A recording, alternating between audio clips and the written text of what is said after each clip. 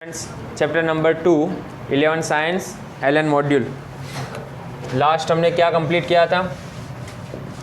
Chapter 2 में Bohr's atomic model complete किया था हमने। याद है बोहर्स मॉडल एटॉमिक? बोलो कौन कौन से पोस्टुलेट्स थे? बोहर्स एटॉमिक मॉडल के पोस्टुलेट्स पूछ रहा हूँ मैं।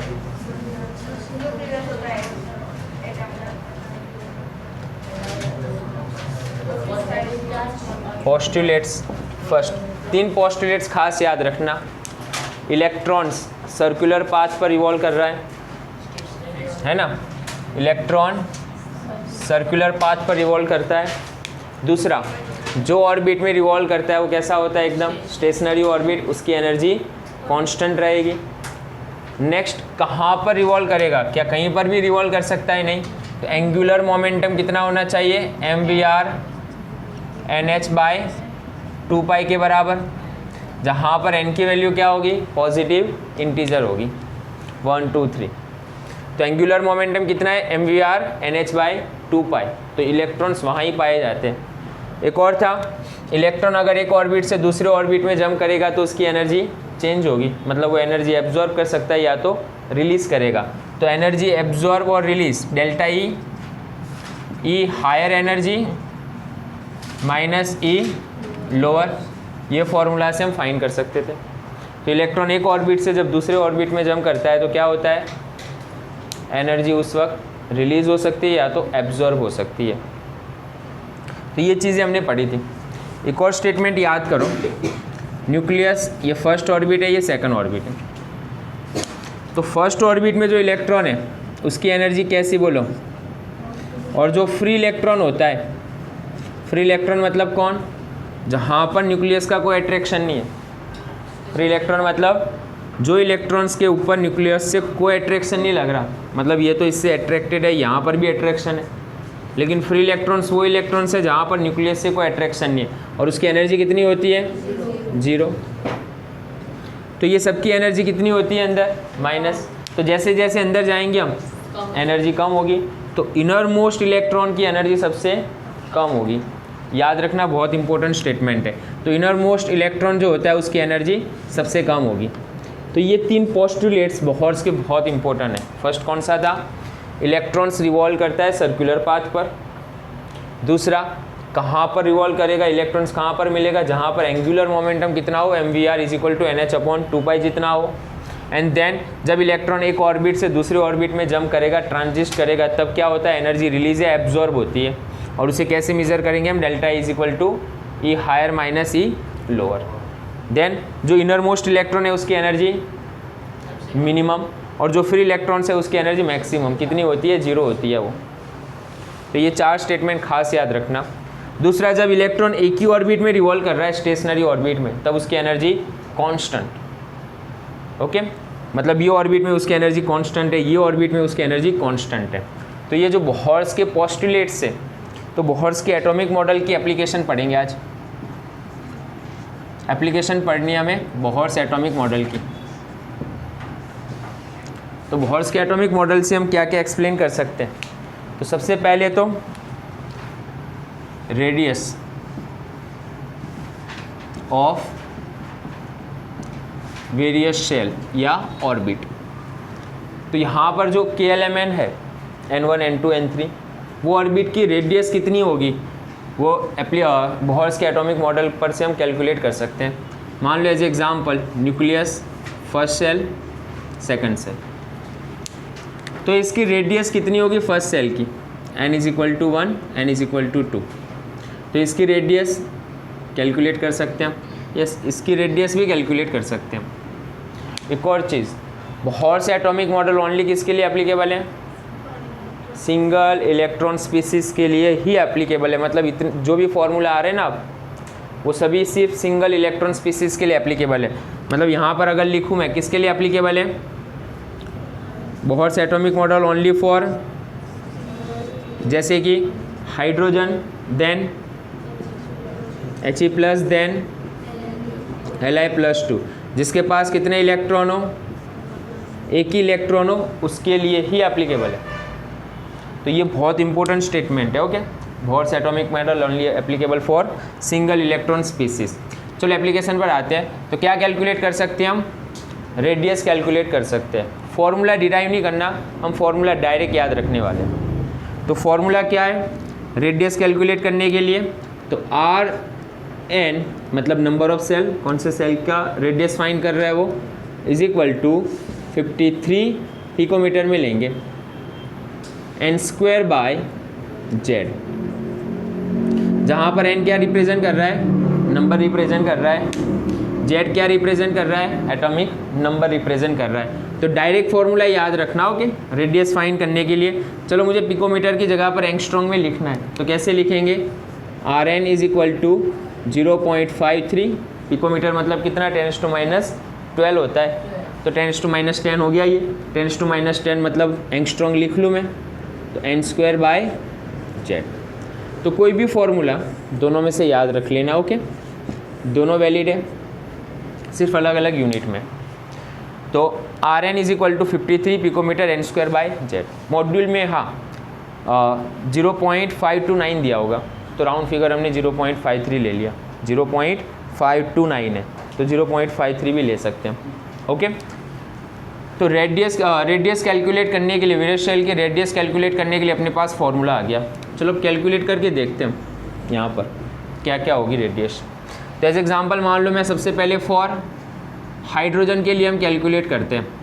चलो हाइड्रोजन हाइड्रोजन जेड की वैल्यू कितनी होगी हाइड्रोजन में? एटॉमिक नंबर 1 ना, तो जेड की वैल्यू 1 ले रहा है। अब मान लो मैं फर्स्ट सेल की बात कर रहा हूँ, हाइड्रोजन में फर्स्ट सेल मतलब आर एन ना, आर एन तो कौन सा ले लेते हैं हम? First number. फर्स्ट सेल की रेडियस कितनी होगी हाइड्रोजन के लिए? चलो 53 पिकोमीटर तो है ही। एन की जगह पर कितना लेंगे बोलो?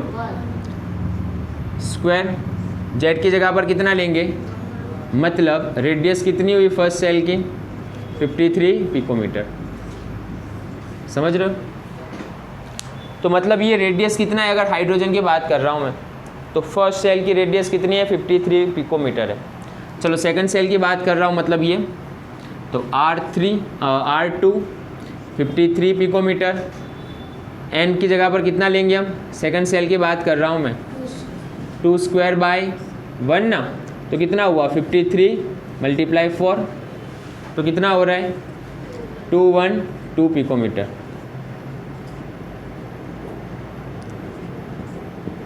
तो रेडियस क्लियर है ना? तो फर्स्ट सेल की रेडियस कितनी है? 53 पिकोमीटर है। सेकंड सेल का रेडियस कितना है? 212 पिकोमीटर है। तो सिंपल सा फॉर्मूला याद रखो, कौन से सेल का तुम्हें रेडियस पूछ रहे तो वो फाइंड कर लो ये फॉर्मूला से। चलो इसी तरह हीलियम के लिए ले लेते हैं 4, लेकिन हीलियम में क्या लेंगे स्टूडेंट्स? सिंगल इलेक्ट्रॉन के लिए तो He+ ही लेंगे ना, हीलियम नहीं ले सकते, 2 इलेक्ट्रॉन से He+ के लिए लेंगे। चलो जेड कितना होगा इसके लिए? Atomic number 2, atomic number 2। तो हीलियम में फर्स्ट सेल का रेडियस कितना होगा? तो R1 He+ की बात कर रहा हूँ मैं, तो क्या होगा फॉर्मूला? 53 एन स्क्वायर की जगह पर 1 का स्क्वायर और जेड स्क्वायर मतलब कितना? डायरेक्ट 4 लिख लूँ मैं, तो कितना हुआ बोलो? 53/4। 2 स्क्वायर नहीं लिखेंगे जेड का, सॉरी 2 ही लिखेंगे, नॉट स्क्वायर, 2। तो कितना हुआ यहाँ पर? 26.5 पिकोमीटर। तो किसकी रेडियस ज़्यादा है, हाइड्रोजन या He+ की? तो हाइड्रोजन का रेडियस ज़्यादा होगा He+ की कंपेयर में फर्स्ट। तो सबकी रेडियस एक जैसी नहीं होगी ओके। चलो सेकंड देख लेते हैं, सेकंड रेडियस कितनी होगी R2 के लिए? तो 53 सेकंड मतलब 2 स्क्वायर ना, बाय जेड कितना होगा? 2 होगा, तो कितना हुआ? 53, 2 कैंसिल मतलब 2 हुआ, तो कितना हुआ? 106 पिकोमीटर। तो सेकंड सेल का रेडियस कितना हुआ? 106। देखो यहाँ पर कितना और यहाँ पर कितना है, तो दोनों का अगर रेशियो निकालना हो तब भी निकाल सकते हैं रेशियो। हाइड्रोजन और He+ का radius ratio, first shell second shell. तो रेशियो अगर पूछ रहे हैं तुम्हें तो ऐसे ही लिख लेंगे, समझ रहे हो ना रेशियो क्या हुआ। तो किस में ज़्यादा है रेडियस, हाइड्रोजन का रेडियस ज़्यादा होगा।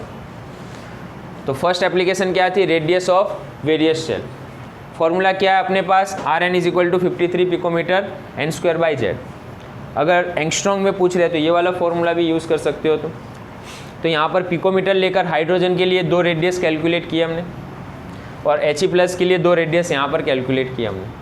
तो सिंपल सा क्वेश्चन है, कई बार रेडियस रेशियो पूछते हैं तो वो वाला क्वेश्चन खास सॉल्व करेंगे हम आगे MCQ में देखेंगे। तो रेडियस रेशियो पूछेंगे तो रेडियस रेशियो क्या होगा, हाइड्रोजन का रेडियस अपॉन He+ का रेडियस। तो क्या करेंगे, R1 डिवाइड बाय R1, एक हाइड्रोजन के लिए और एक He+ के लिए। तो जो डेटा आएगा वही कैलकुलेट कर लेंगे। चलो सेकंड एप्लीकेशन क्या है इसकी, क्या कैलकुलेट कर सकते हैं हम, velocity of an electron. Electron कितनी स्पीड से घूम रहा है वो भी कैलकुलेट कर सकते हैं। यहाँ पर जो इलेक्ट्रॉन रिवॉल्व कर रहा है उसकी स्पीड कितनी होगी। ओके, अलग अलग सेल में क्या सब अलग अलग सेल में देखेंगे हम, first shell, second shell, third shell. तो कौन से सेल वाला इलेक्ट्रॉन ज़्यादा स्पीड से घूम सकता है अगर लॉजिक के हिसाब से बात करो तो, नज़दीक वाला या दूर वाला। तो जो नज़दीक होगा उसकी वेलोसिटी क्या होगी, ज़्यादा होगी। तो वेलोसिटी कैलकुलेट करने के लिए अपने पास फॉर्मूला क्या है, v equal to 2.188 into 10⁶ metre पर सेकंड है। ओके, और यहाँ पर Z/n और यूनिट कौन सा है, मीटर पर सेकंड है। Z क्या है, एटॉमिक नंबर ही, n क्या है, कौन से सेल में इलेक्ट्रॉन की वेलोसिटी कैलकुलेट करनी है वो है। तो मान लो एज एग्जाम्पल हम यहाँ पर ले लेते हैं, किसके लिए, फॉर हाइड्रोजन के लिए ले लेते हैं। हाइड्रोजन के लिए Z की वैल्यू 1 एटॉमिक नंबर। ओके, तो चलो फर्स्ट ले लेते हैं हम V, और फर्स्ट इलेक्ट्रॉन जो फर्स्ट सेल में रिवॉल्व कर रहा है उसकी बात कर रहे हैं। तो क्या होगा 2.188 इंटू 10⁶। चलो Z की वैल्यू कितनी होगी 1, n की वैल्यू भी 1 ना, मीटर पर सेकंड। तो यही आएगा। ओके, चलो सेकंड के लिए चलते हैं।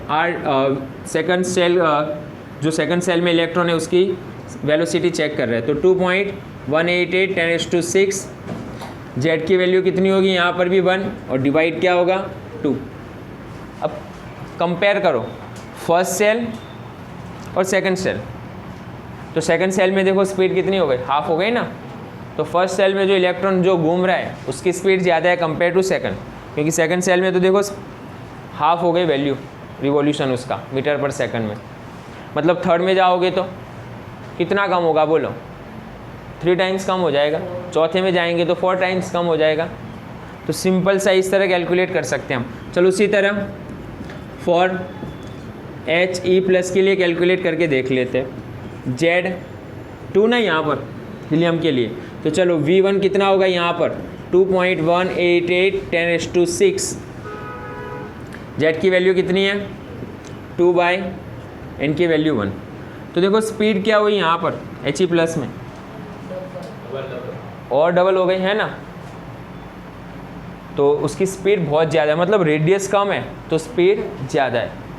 रेडियस जितनी कम है उसकी स्पीड, मतलब न्यूक्लियस से जितना नज़दीक है उसकी स्पीड और ज़्यादा है वेलोसिटी। तो उसी तरह चलो सेकंड में क्या होगा 2.188 इंटू 10⁶ कितनी हो जाएगी 2/2, मतलब दूर जा रहे हैं ना तो स्पीड कम होगी। तो पहले देखो फर्स्ट वाले सेल में वेलोसिटी कितनी है, ज़्यादा है, डबल है। फिर सेकंड में आ गए तो वेलोसिटी उसकी कम हो गई। थर्ड में जाएंगे तो और कम हो जाएगी। तो जैसे जैसे रेडियस बढ़ रहा है वेलोसिटी क्या हो रही है, कम होगी। तो एक और स्टेटमेंट याद रखना ही है। तो दूसरा क्या कैलकुलेट किया हमने, वेलोसिटी ऑफ एन इलेक्ट्रॉन। तो वेलोसिटी कैलकुलेट कर सकते हैं। चलो थर्ड नंबर एप्लीकेशन, नहीं कंटिन्यू रहने दो।